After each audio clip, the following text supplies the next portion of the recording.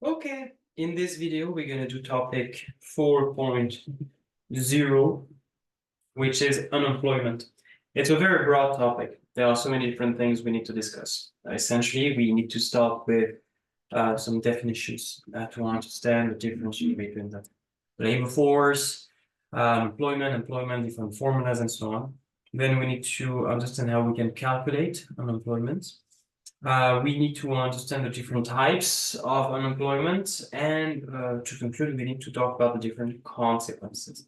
Okay, so let's start first with some definitions. Perhaps the best way to do it is to do a big pie chart. Also, in fact, maybe several pie charts will help. So this is we'll start with the total population in the country. That's the total population. Let's say that's 100 people. And it can be divided between two groups of people. Those who are a part of the working age population and those who are part of the non-working age population. So of course, the only criterion is age related. So we have, let's say, roughly a third of the population, which is in the non-working age population. And what? And the rest of the population that is in the working age population. Let's say we have 70 in the working age population and 30 in the non-working age population. So the working age population includes everyone who is at least 15 and below 64. So basically, you need to be old enough, but not too old to work. In some countries, it's 16. It's instead of 15. In some countries, it's 65 instead of 64. It doesn't really matter, right? And of course, the non-working age population, you essentially have all of the children, anyone below 15, as well as the elderly, everybody who is above 64. Then we can further divide the working age population into two categories. I'll just draw another pie chart to make it clear. So we still have the non-working age population, that doesn't change. But now what I'm going to do is to divide the non-working age population into those who either have a job or are looking for one, which we call the labor force. So here, LF for labor force. And those who do not work and do not seek employment, who are unable to work, for example. We call that the inactive working age population, IWAP. So let me clarify the definitions. The labor force includes everybody who has a job, everybody who is employed, as well as those who are unemployed. But careful, because to be unemployed, of course, you need to be out of work, but you must also be actively looking for a job. So if you're not looking for a job, or if you are unable to work, you are not regarded as unemployed. So in the inactive working age population, we have everybody who is between 15 and 64, but who do not work, do not have like a paid occupation, and is not actively looking for a job. So there are several types of people who are part of IWAP. Of course, you have students yourselves, and you are over 15, so you are all part of the working age population, but you are not working and you are not actively looking for a job. So it could be like high school students, university students. This also includes what we call homemakers, typically housewives, but homemakers is maybe more politically correct, who do not have a paid occupation. They do some household work at home, but they do not have a paid occupation. So that's why they are not part of the labor force. Could also be those who are unable to work because they may have like chronic diseases. They can have some physical or mental disabilities that just makes it impossible for them to have a paid occupation.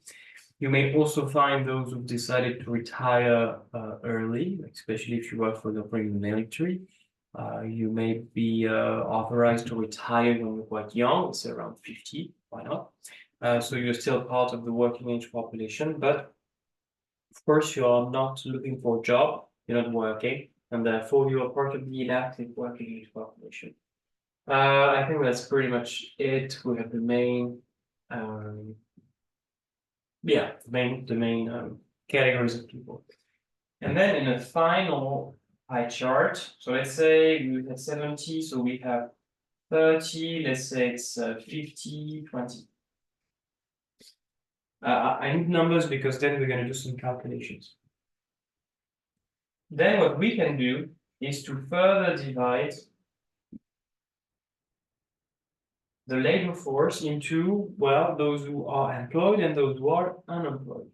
Let's say those who are employed, E over there, so that's IWAP, that's NWAP, and this is U for unemployment. So let's say that we have 40 people who are employed and 10 people who are unemployed. Okay, so that's basically how you can divide a population based on their employment status. So to be regarded as employed, and by the way, even if you are self-employed, it's like if you have your own business, well, you'll still count it there. It could be part-time, as long as you work at least 1 hour per week, you are regarded as employed and therefore economically employed. And to be unemployed, remember the definition is quite specific. You need to be, well, old enough but not too old to work, so part of the working age population, out of work, able to work, and seeking employment. So you see, basically willing to work. So you will only be regarded as unemployed if you meet all of these criteria. Based on these different groups of the population, we can calculate a number of indicators. I will focus on the main indicators, which is the unemployment rate, the labor force participation rate, and the employment rate. You need to know the formula. The unemployment rate is the number of people who are unemployed divided by the labor force times 100. If you want to express it as a percentage. The labor force participation rate is equal to the size of the labor force divided by the size of the working age population. Again, times 100 if you want to express it as a percentage. The employment rate is the number of people who are employed divided by the working age population. Again, times 100 if you want to measure it as a percentage change. So with the data that we have, it's quite easy to calculate then. So for example, the unemployment rate, so it's the number of people who are unemployed, 10 divided by the labor force. The labor force, remember those who are employed and unemployed, so 40 plus 10, so that's 10 over 50. That's, in our example, 20%. In our example. The labor force participation rate, it's the labor force. So 40 plus 10, that's 50, that's the labor force. Divided by the working age population, which is 70. IWAP plus employed plus unemployed. So that's basically 50 over 70, 5 over 7. What is it?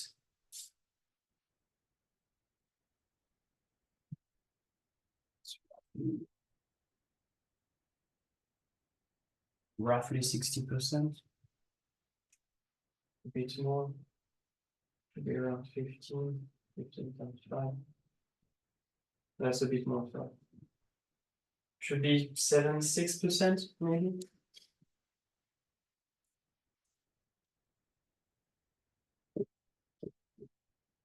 Should be something like that. Let me check on my phone. Like 5 over 7. That should be roughly that. 50 divided by 70. No, 71. 71%. 71%.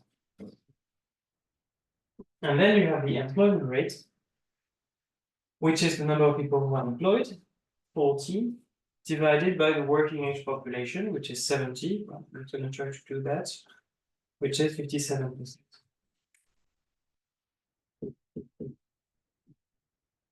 So if you see any data regarding like the rate of unemployment, the rate of employment, or the labor force participation rate, well, that's basically how you can calculate all of these indicators. Now, how do we measure unemployment? There are two main methods, but one is usually preferred to the second. So I'll start with the one that is not often everywhere. I'll introduce you how we calculate, for example, in the UK, but overall, one method consists in using a method that we call the claimant count. Because in not all countries, of course, but in most developed countries, people who are unemployed are entitled to unemployment benefits, which means that, well, as soon as you lose your job, what you can do is to apply for the unemployment benefit. You can claim those benefits. And therefore, you, as an unemployed person, you just go to the government's employment agency, you file some paperwork, you provide information about your employment history and so on. And then if you are generally unemployed, you will receive unemployment benefits. And from the government's perspective, we can simply use data about how many people have claimed unemployment benefits during a particular month. So we count those who have claimed benefits, claimant count, and we can just be able to measure unemployment. Very simply. The main advantage is that this method is quite simple when you think about it. It's simple. We don't only survey a fraction of the population, we can really count pretty much everyone. So we don't have the issues that are associated with using a sample of the population to make projections about the unemployment in the entire nation. But there are also some problems. In particular, I would say that the key problem is that we may include people who are not really unemployed. For example, you may have people who work illegally, or at least without declaring their activity, and who do not report that they are effectively working. Maybe they are paid in cash, they may be paid in another country, for example. And therefore, from the government's perspective, they do not work, and therefore they are entitled to unemployment benefits, even though in practice they do work. On the other hand, you may exclude people who are generally unemployed, because sometimes there are people who are unemployed, especially over a relatively short period of time, and they may not want to go through the hassle of claiming those benefits, because it's going to be quite complicated, a lot of paperwork, a lot of meetings, a lot of information that you must provide. So there might be some people who do not claim the benefits, even though they have the right to. Or perhaps in certain countries, you are not allowed to claim benefits before you have worked for a certain period of time.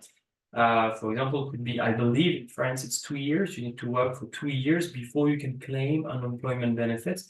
So let's say if you have lost your job after 6 months, you are not entitled to unemployment benefits, even though you are generally unemployed.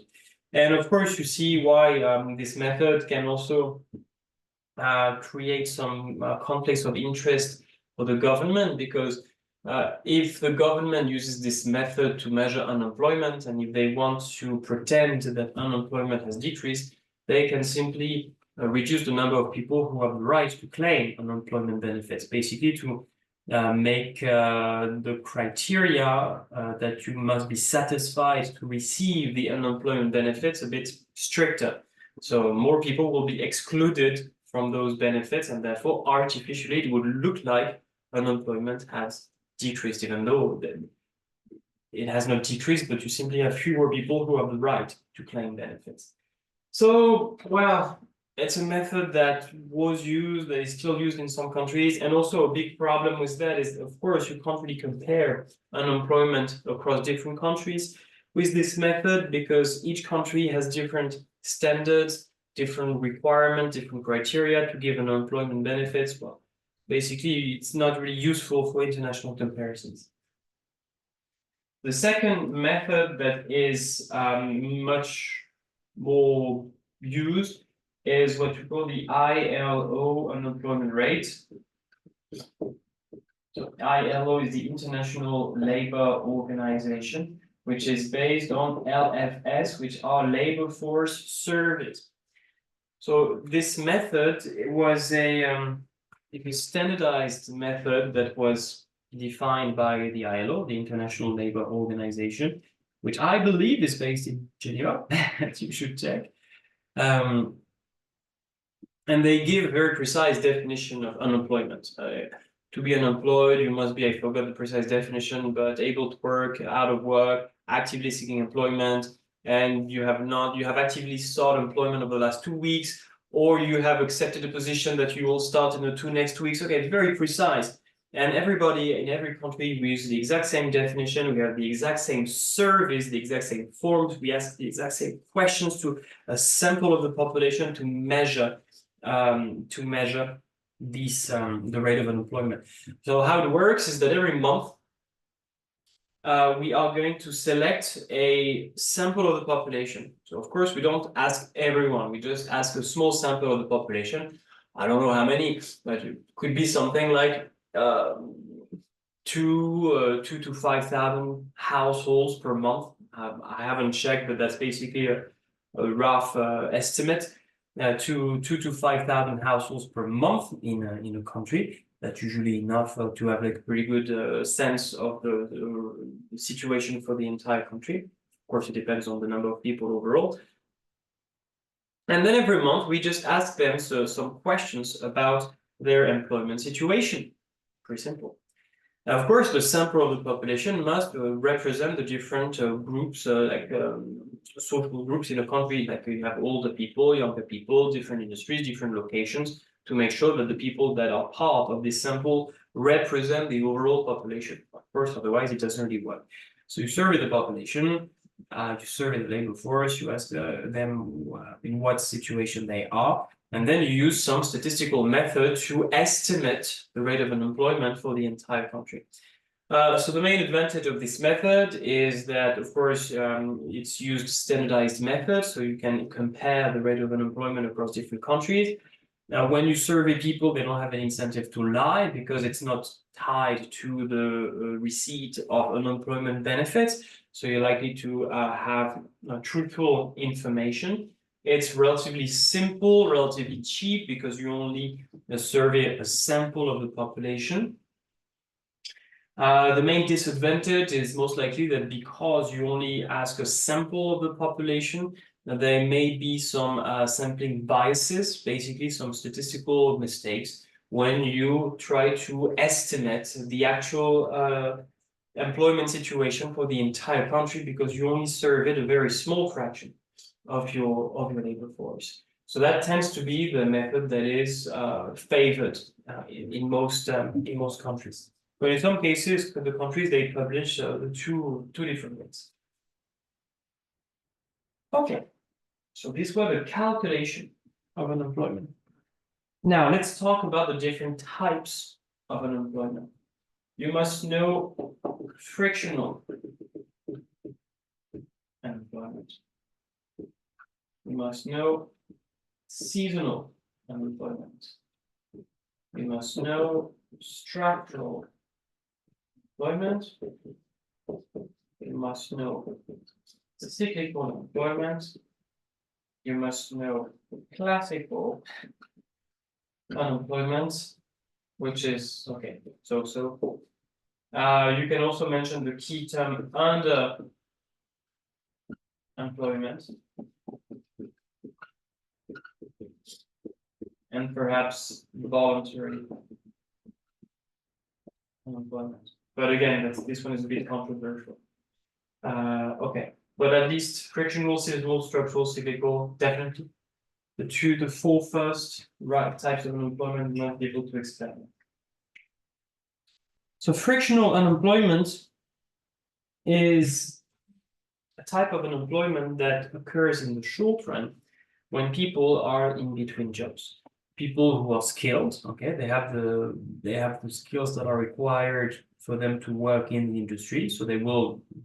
It is expected that they will find a job soon, but they simply need some time. It could be a few weeks, could be a couple of months, but it's really a short-term type of unemployment when people just quit one job to get a new one, or if you just complete university, you've just gotten your diploma and you're looking for your first job, you have the skills required, you will also be regarded as frictionally unemployed. That's usually not regarded as a big deal. First, because it is short-term, and it might actually be good for an economy to have frictional unemployment to some extent, because it's well, usually it's a sign of a good health when people move from one job to the other, because it means that they are looking for a good match between their skills and the requirements of the job. Okay, usually your first job is not the one that is the most suitable to you, so you know, step by step, trying to find a job that best matches your interests and qualifications. And also moving from one job to the other can just develop your skills, increase your human capital, maintain high levels of motivation. So it's not necessarily a bad thing to have frictional unemployment. The government, but that being said, the government would still attempt to reduce frictional unemployment by lowering unemployment benefits. So if you don't receive benefits, you will be in a hurry, you will need to find a new job soon, or by providing more information about jobs available, like employment agencies that will list the jobs available that match your skills and will just offer these jobs and invite you to attend some interviews to apply for the positions. So usually no big deal. Seasonal unemployment, it's quite obvious. These are people who are unemployed at certain times of the year, because the demand for certain products and the demand for certain workers is highly seasonal. So if you think about like a ski resort, of course, the demand for labor is very high during winter, very low during summer. The demand for people working in hotels in Greece or in Crete tends to be much higher in summer than in winter. The demand for agricultural farmers is usually much higher during summer than during winter, okay, because we need more people for the harvest. So there are some industries where there is like people are employed over a short period of time, let's say from December to March, from June to September. And outside of this time period, those people become seasonally unemployed. Again, it's really not regarded as a big deal for two reasons. Well, first, there is not much we can do about it, so we should not really worry about something we can't fix. And second, it's very predictable. We know that the demand is changing according to seasons, so because it is something we expect, we can anticipate and we can make economic decisions that will protect us against this type of seasonal unemployment. So no big deal. The third one is more serious, structural unemployment. And in fact, the best way to understand it is to understand that we are in fact talking about the structure of the economy. You know, like in the economy, there are certain industries that are growing. Like, you know, right now we have the AI industry that is just growing and hiring so many people. And on the other hand, we have certain industries that are shrinking. Like right now, a good example will be the market for traditional petrol cars, because you know that by 2035 in the EU, we will only need to have electric cars, electric vehicles. And therefore, all of those workers who worked on thermic engines, typical engines, is likely to fall, because we are not going to produce thermic engines anymore, at least for cars, by 2035, which means that there are industries where many jobs are created, and there are industries where jobs are destroyed. The structure of the economy is changing. And if you initially worked in an industry that is in decline, that is shrinking, and so you lose your job, and of course you can't find a job in the same industry because the industry is just getting smaller and smaller, the consequence is that you must find a new job in another industry, maybe an industry in expansion.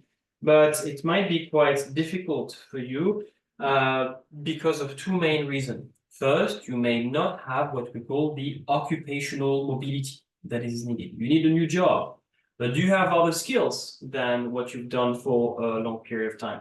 Do you have the skills that are required to get a new job in another industry? So your occupational mobility, your ability to move from one job to another, may be relatively low.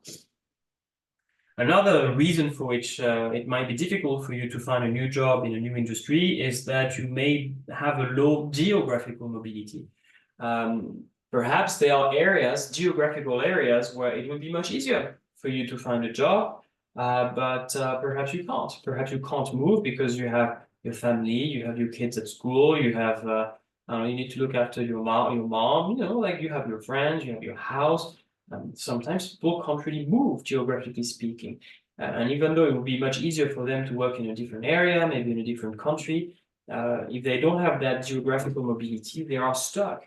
We often regard structural unemployment as a more serious problem because it tends to be a longer form of unemployment, because it takes time for people to find a job in another industry. They may have to learn new skills, to do some training, some professional development, or even to go back to university or to school, or because it may take time for them to relocate geographically. So that's why it's usually regarded as a bigger deal than frictional or seasonal unemployment. One particular type of structural unemployment is what we call technological unemployment. It's basically when you have lost your job because machines have replaced workers. So if you think about cashiers, you know that there are more and more automated cashing machines, you know, where you just scan whatever you purchase yourself. And so that would be an example of technological unemployment, where people lose their jobs because they have been replaced by machines. Another type of structural unemployment is regional unemployment, when the demand for labor has gone down in a particular area. A good example would be an area where there are some coal mines, and once the coal mine is no longer used, all the people that worked for the coal mine and for the village that was built around the coal mine, basically the economic activity decreases. Another good example would be what happened in the city of Detroit in the US, which was there was like a massive General Motors factory, and when it was shut down, the entire city, like the economic activity in the entire city, went down. So that's a case of regional unemployment, which is itself a particular type of structural unemployment. Cyclical unemployment, and first I should say that these three types of unemployment, they always exist. I don't know if I have mentioned it during my lessons, so if I haven't, you should really talk about that. These three types of unemployment, you will always find them in an economy. It doesn't matter whether the economy is doing good or doing bad, you always have, to some degree, frictional, seasonal, and structural unemployment. That's why we sometimes call that natural unemployment.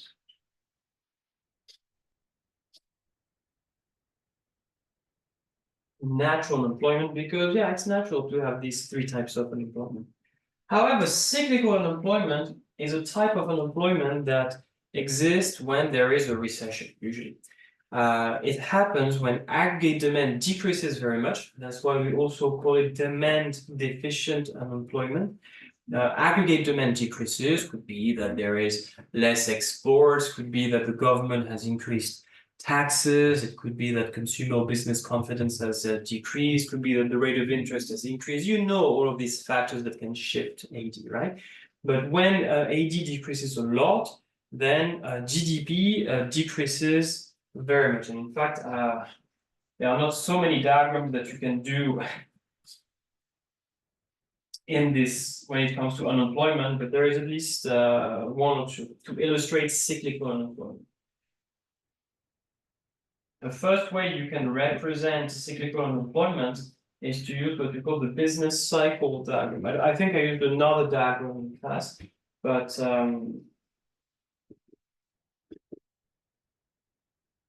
This one is also interesting. So we have national output on the y-axis and time on the x-axis. And usually the output of an economy tends to fluctuate over time. Sometimes it goes up, that's an economic expansion, then it goes down, recession, expansion, recession, okay? Let's just call that Y star, that's what we effectively produce, okay? So we have phases of economic expansion, recession, and so on. And in fact, the output of the economy and the way it changes over time tends to gravitate around the economy's potential output, okay? So when we have economic expansion, it increases and it can even go beyond potential output in the short run. Then it will go down, that's a recession, and up. Okay, it just tends to gravitate around the potential output of the economy. And we have cyclical unemployment whenever we will have cyclical unemployment whenever the actual output is below potential output. Okay, so here we have cyclical unemployment, and here too, and here too. So whenever you see that the actual output in an economy is below the potential output of an economy, you have some cyclical unemployment. So it's unlike what we had introduced before, the natural types of unemployment. This one is not natural because it only exists when the economy is doing bad, whenever there is an economic recession. So that's one way you can represent cyclical unemployment, or at least to explain during what periods of time we are going to have cyclical unemployment. You can also use the ASH model, and I suppose that this is what I have done in class. And this is how you do it. You represent the long-run aggregate supply in the Montes model, which shows the potential output, and you show short-run aggregate supply and age. And you see that, oh, look, we produce the equilibrium that we have there is less than potential output. We call that the recessionary gap, RG, or recessionary gap, but it doesn't really matter. So we produce less than potential output. In that case, we are going to have some cyclical unemployment. You can use this diagram if you want to illustrate cyclical unemployment. Classical unemployment, oh, another diagram. Classical unemployment, which we also call real wage unemployment. Real wage unemployment is a type of unemployment that exists when the labor market does not clear, in particular, whenever there is a surplus of labor in the labor market. So typically, this happens when there is a minimum wage that is above the equilibrium price. This could also be caused by trade unions trying to push for high wages and maintaining a wage that is above the equilibrium one. So this is how you can graph it. So this is the quantity of labor, and this is WR, this is the wage rate, the price of labor. So you have a particular supply of labor, which comes from the people who want to work, they want to sell their workforce, and you have business, that's a bit too high, and you have businesses who demand labor. They want to buy labor to produce. So in a free labor market, this is what the wage rate would be, and this is what the quantity would be. But if there is a minimum wage that is set above the equilibrium price, so that's the minimum wage, well, then you see that the market no longer clears, is no longer in equilibrium. In particular, at the minimum wage, you see that the quantity demanded, QD, is much smaller than the quantity supplied, QS. This is a situation that is known as a surplus or excess supply, doesn't matter. Which means that at this wage rate, there are QS people who are willing and able to work, because that's the supply, but there are only QD firms who are able and willing to buy labor.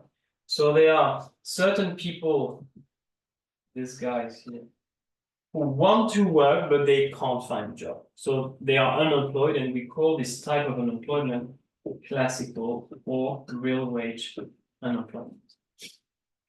Typically caused by a minimum price or by trade unions who act to keep the price too high. I think I've changed my mind. I'm not going to talk about voluntary unemployment. I don't really want to mention it, but I'll say a few words about underemployment. Underemployment, so of course we are not, this is not the same thing as unemployment, but it's a bit related, so I feel like it's interesting to mention it. Underemployment is a situation in which people have a job, but that is basically below their potential or below their expectation. Two reasons for which you can be underemployed. First, if you work part-time when you would like to work full-time. So let's say you work 50% of a full-time, but your objective would be to work full-time, well, then you are underemployed in terms of the volume of hours that you actually work.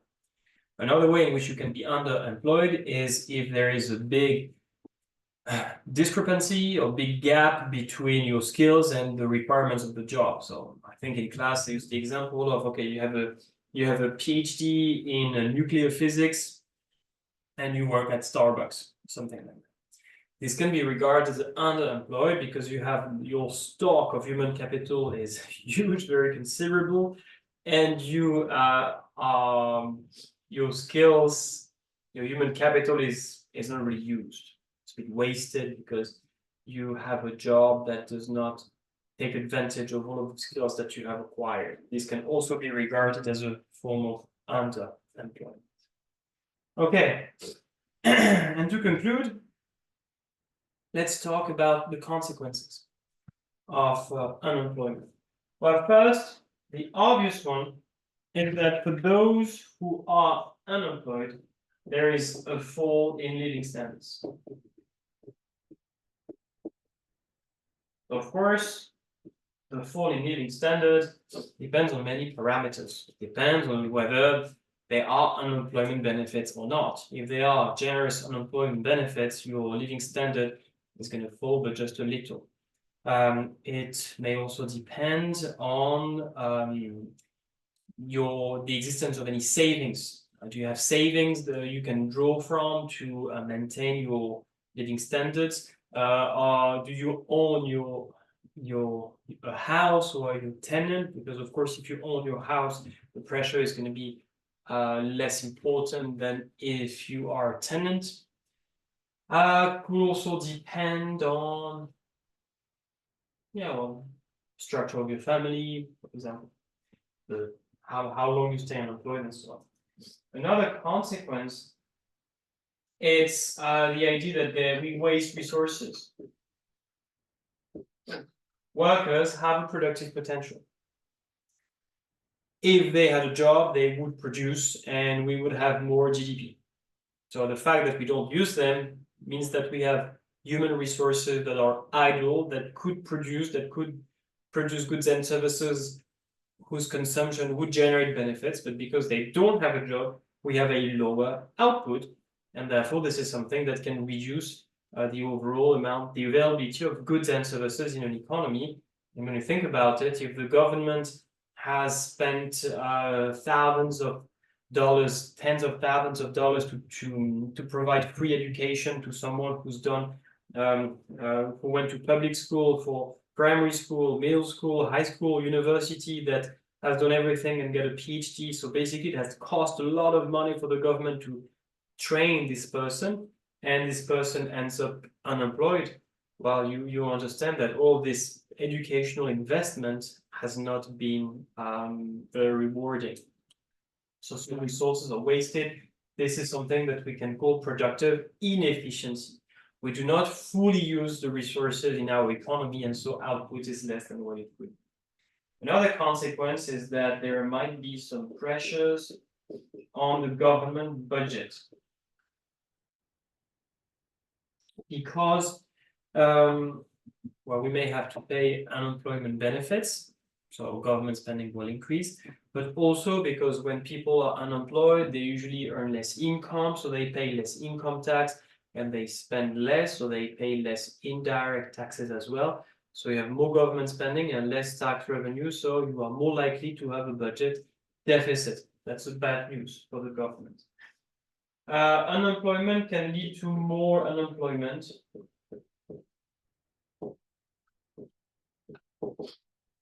Because as people start losing their jobs, as they have less income, firms, they may lose confidence, consumers, they may also lose confidence, and they can start saving. Firms can just reduce investment because they see that the economy is slowing down. And by reducing investment, by having households who increase saving because they are afraid that maybe they will lose their jobs as well, this is something that decreases AD even more, so unemployment increases even more, and this creates a vicious cycle where you can have like a negative multiplier effect, where an increase in unemployment leads to more and more unemployment.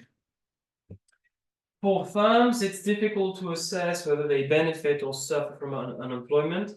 On the one hand, they benefit from what we call the reserve army of labor.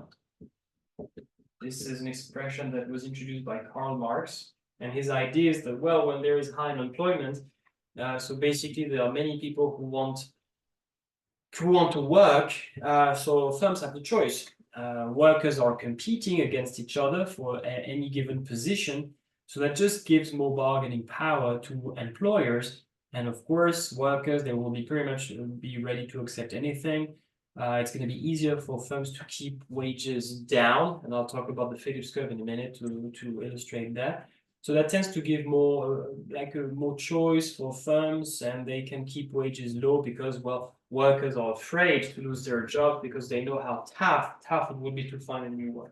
But on the other hand, there is a risk of de-skilling, especially for workers who have remained unemployed for a long period of time, let's say over a year. Of course, it depends on industries.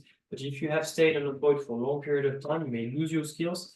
And it might be a bad news for, well, first for workers, because it might be more difficult for them to find a job if they, have lost their skills. But it can also be bad for businesses because they may be unable to find people who are like skilled that have the required skills. There is, of course, the idea which relates to the reserve army of labor, and this is something that we call the Phillips curve, and I'm going to graph it at the end. Is the idea that when unemployment is high, inflation tends to be low. And the argument of Phillips is quite simple.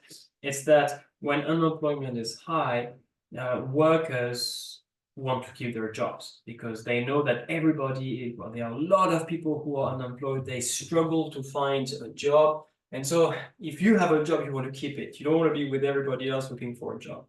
And so even if your employer does not treat you very well, even if your employer does not increase your salary, well, you keep your mouth shut. It's not the best time for you to be noticed. It's not the best time for you to go ask for a raise, because, well, if you say something like, "Oh, give me a raise, or else I'll just leave the company," well, the employer can just say, "Well, okay, I'll just go. There are 20 people who are there and they want your job." So that's the point, is that when unemployment is high, wages tend to remain quite low. They don't increase much. And if wages don't increase much, we don't have cost push inflation. Because remember, from the perspective of businesses, wages are cost. So if wages remain quite low, you don't have cost push inflation, and so you don't have you have low inflation. On the other hand, when unemployment is very low, firms really struggle to find workers, and once they have found qualified workers, they want to keep them. They don't want to lose them because they know how tough it would be to find people who are skilled and available, because there are very few unemployed people. So in that case, basically what it means is that the workers are the ones who have more bargaining power, and they can ask for higher wages. And firms, are you sure? High wages, yeah, they're going to put us in a difficult situation, but I don't want to lose you. And so in that case, firms are more likely to accept giving high wages. And so it means their cost of production will increase, AS will decrease, and that leads to cost push inflation. So that's the idea of the Phillips curve, that when unemployment is high, inflation is low, and when unemployment is low, inflation is high, cost push inflation. There may also be some social consequences.